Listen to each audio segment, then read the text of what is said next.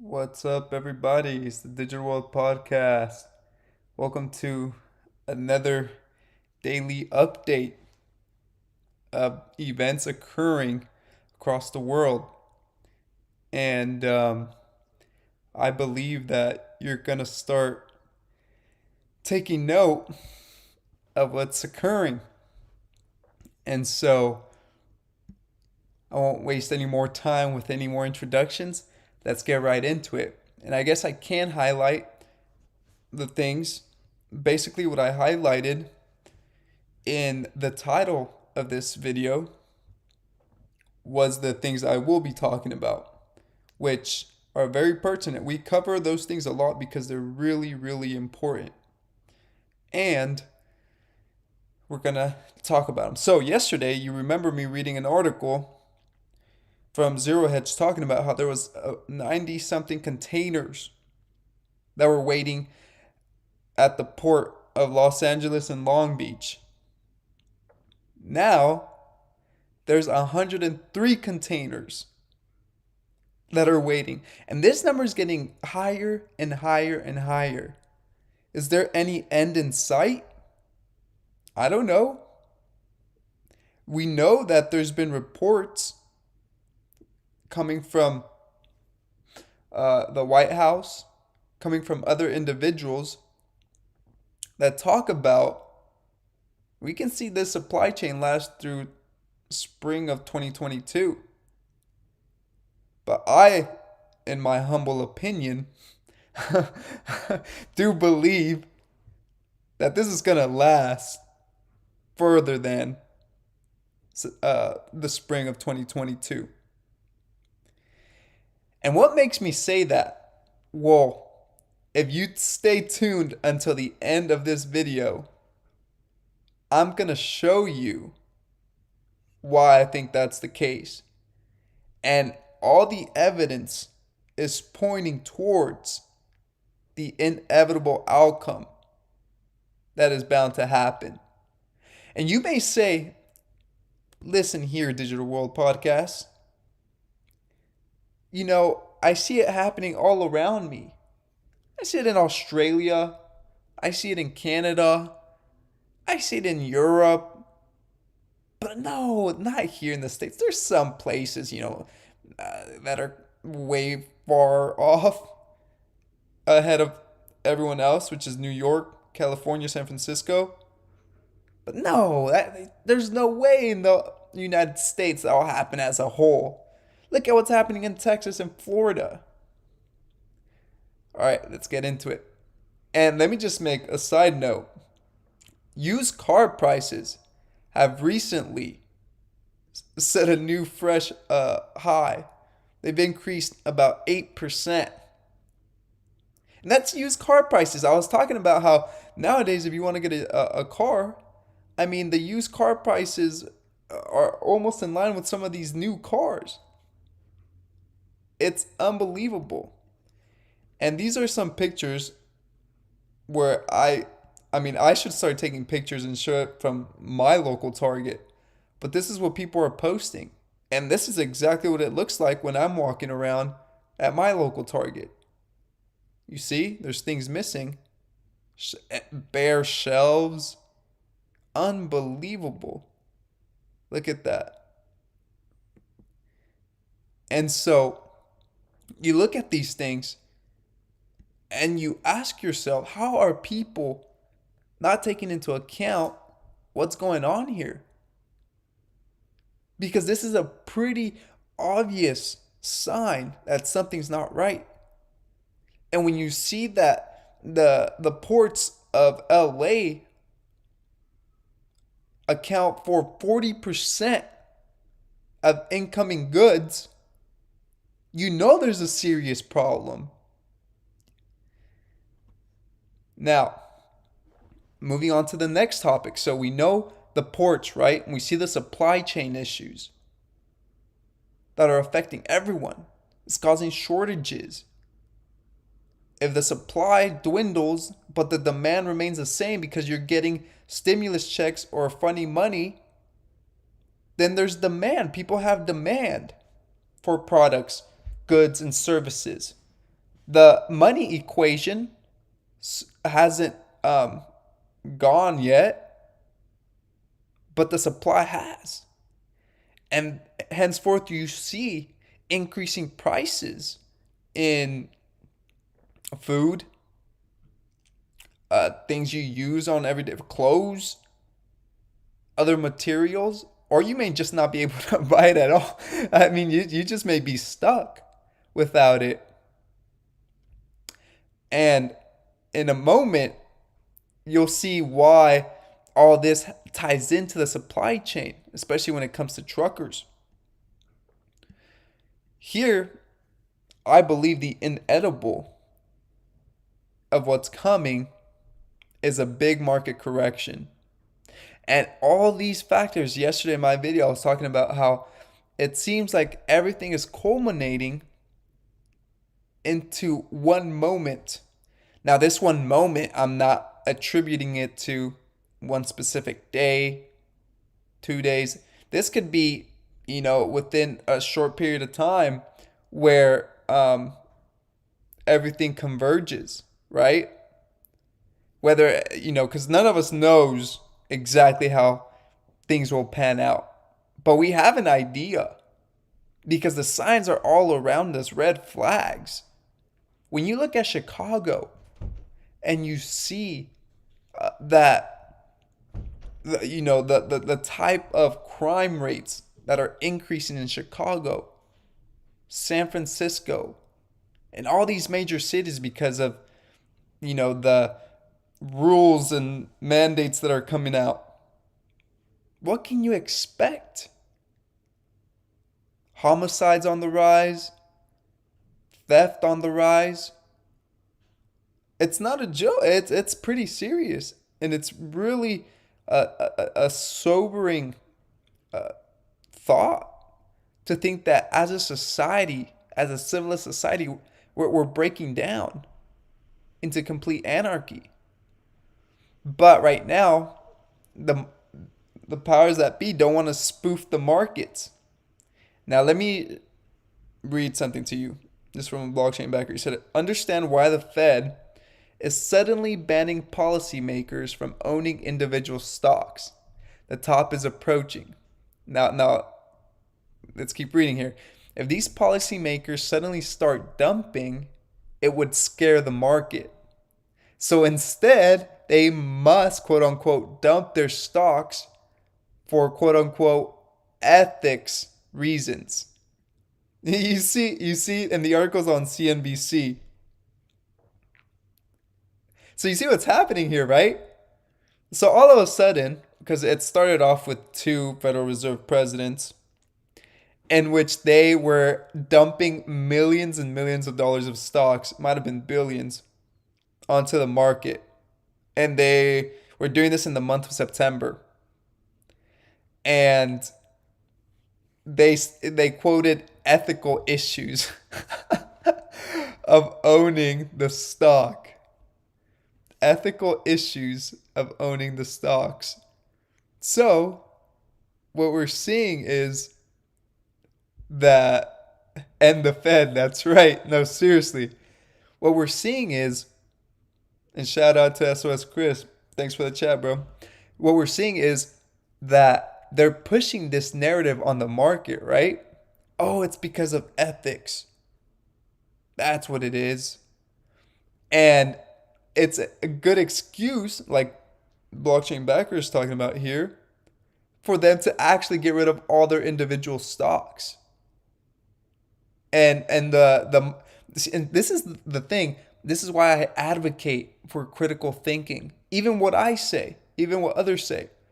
Because you have to try to understand the narrative at play. Because people, they'll jump on this bandwagon and say, oh yeah, let them get rid of their stocks. They shouldn't be able to do that. Yeah, let them go ahead and get rid of them. That's not fair, yada, yada, yada, and blah, blah, blah.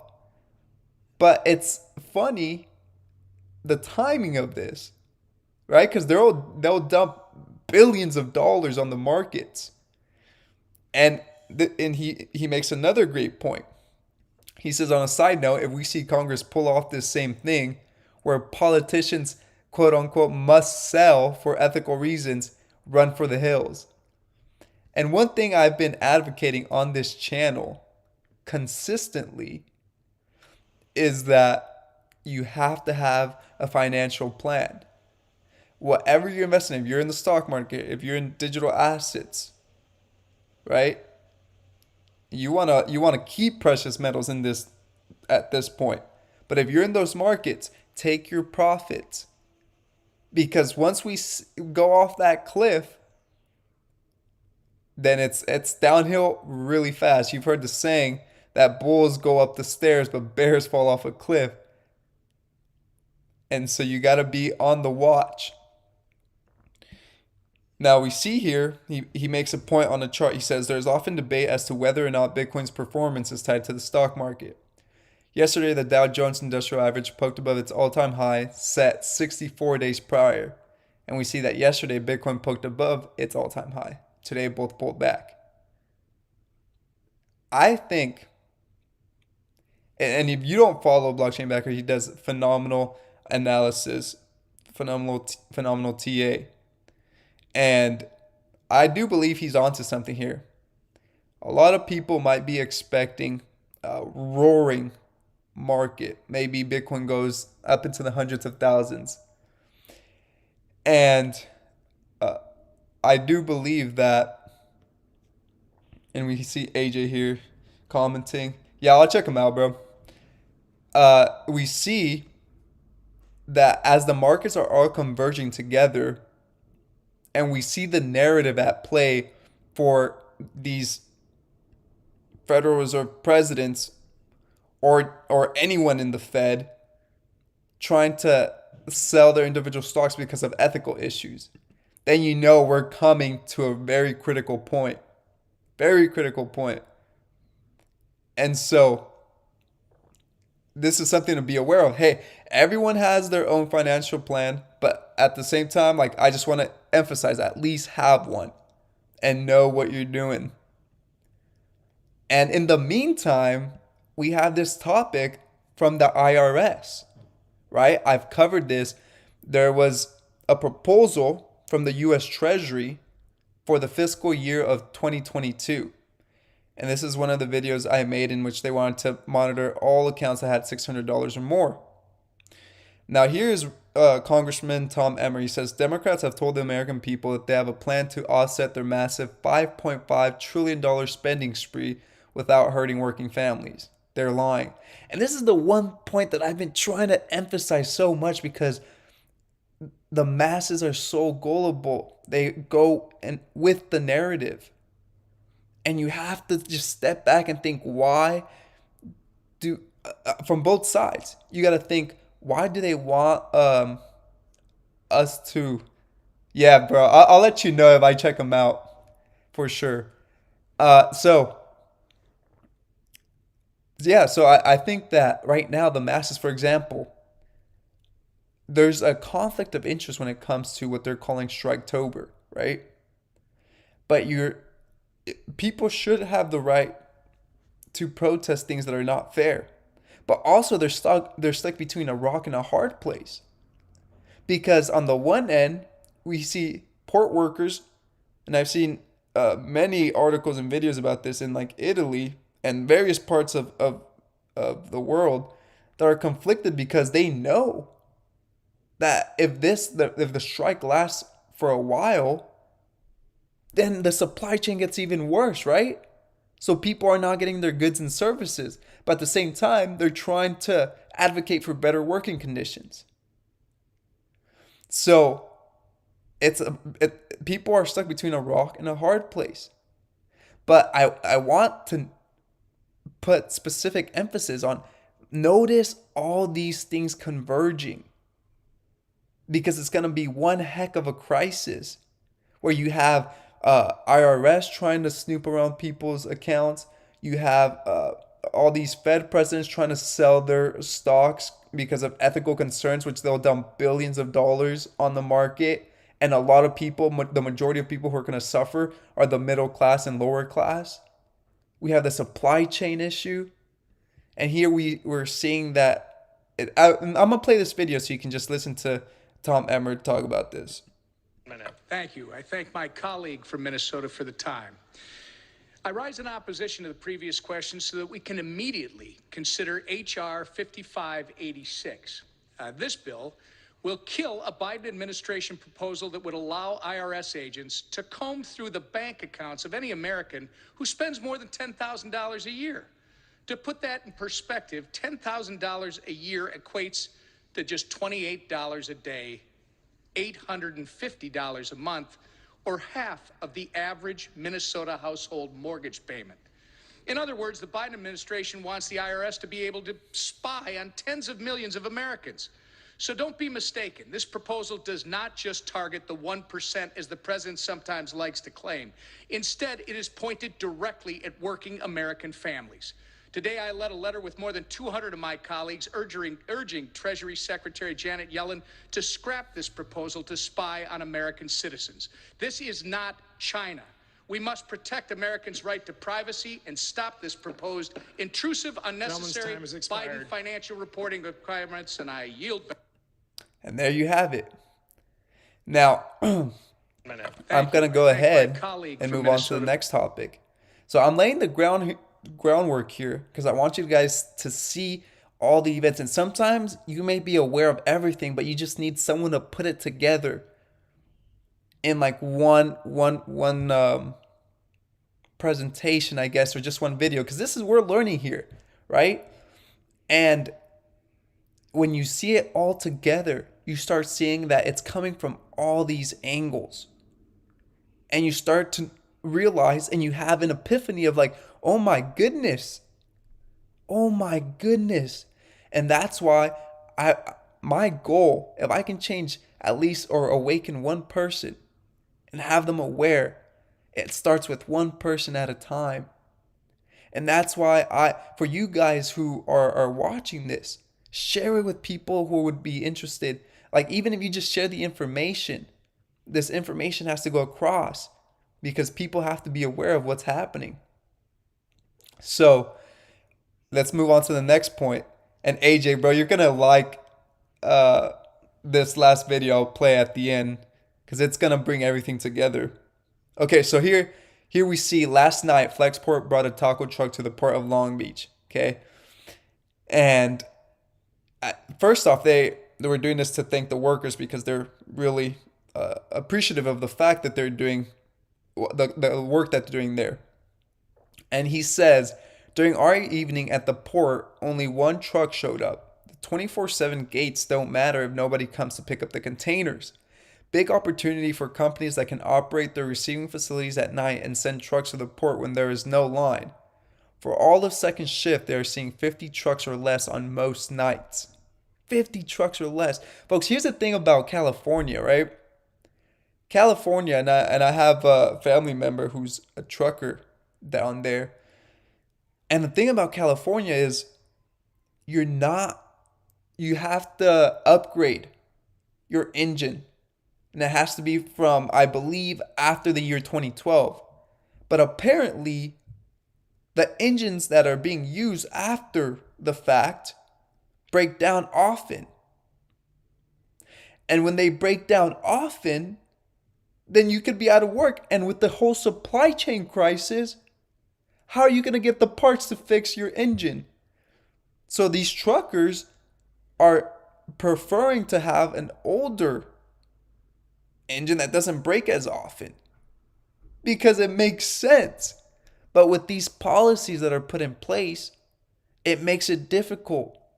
And when you think about, for example, the energy sector, you see the energy crisis that's happening in Europe.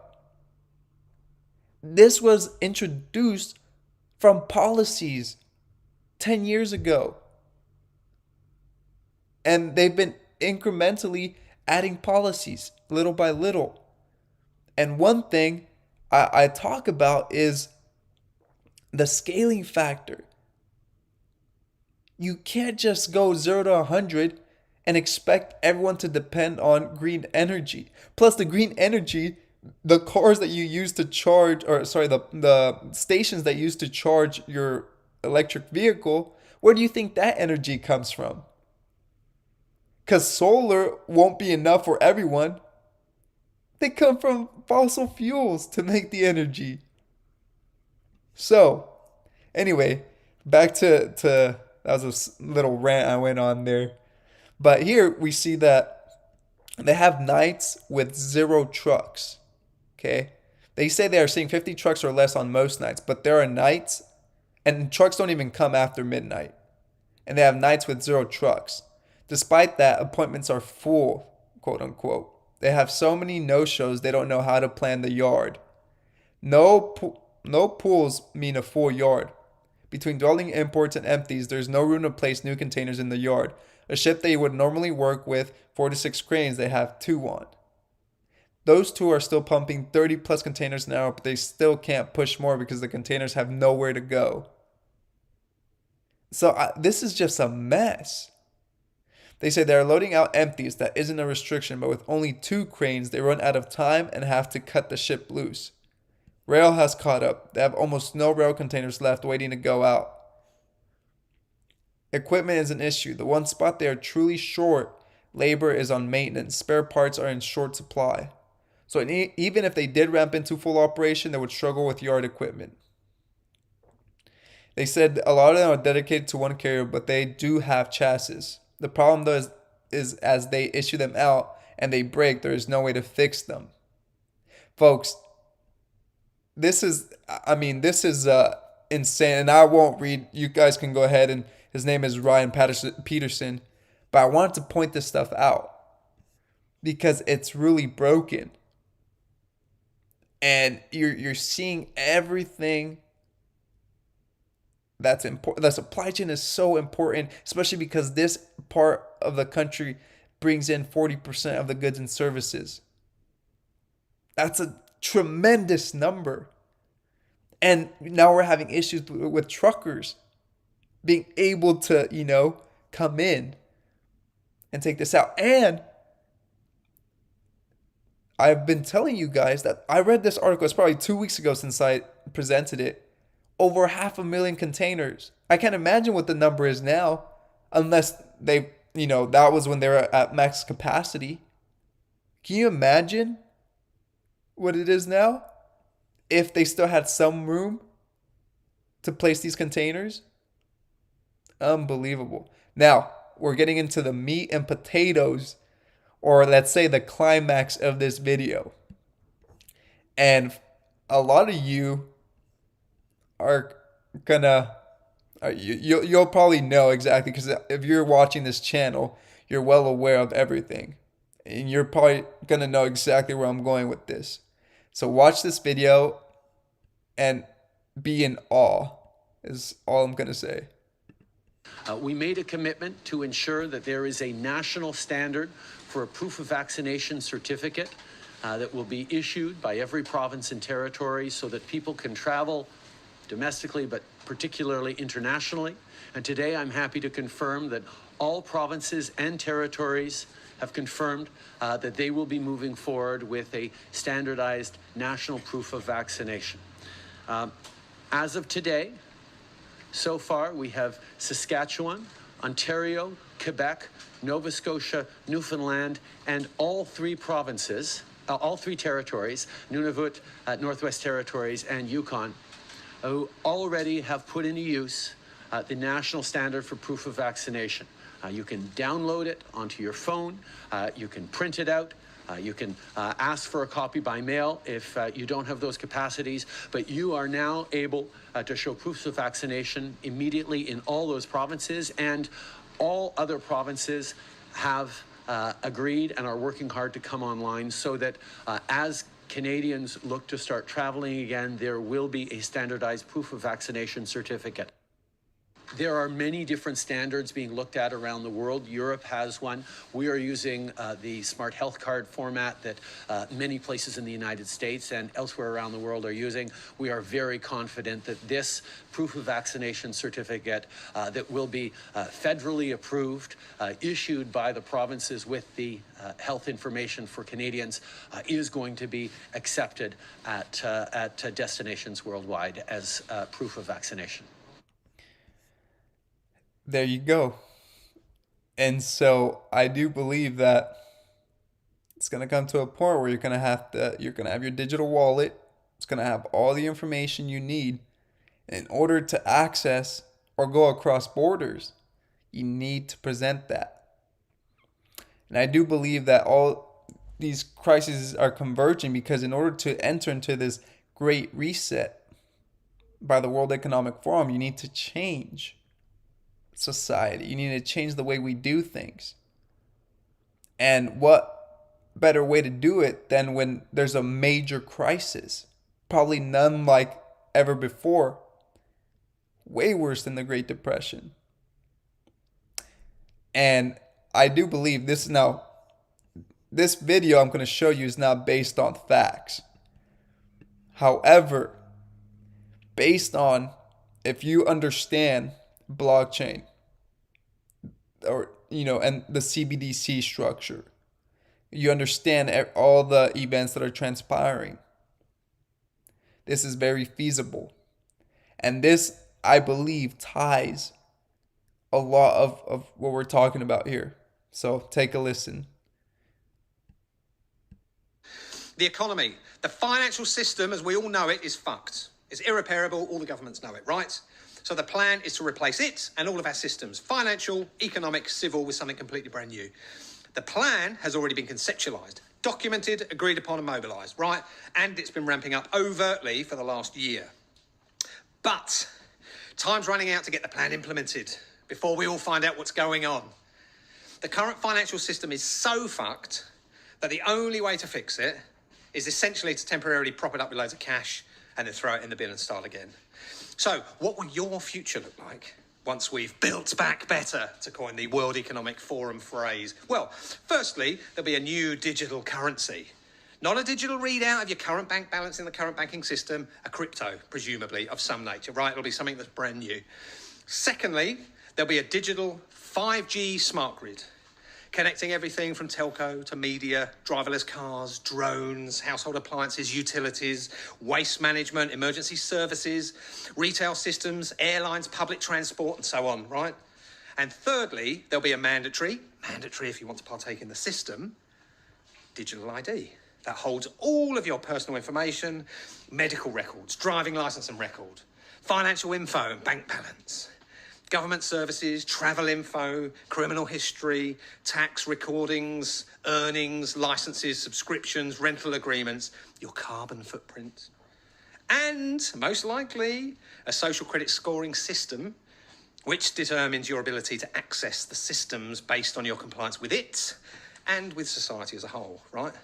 The fundamental backbone of this new society structure and strategy requires everyone to be on a universal digital platform with a unique individual digital ID.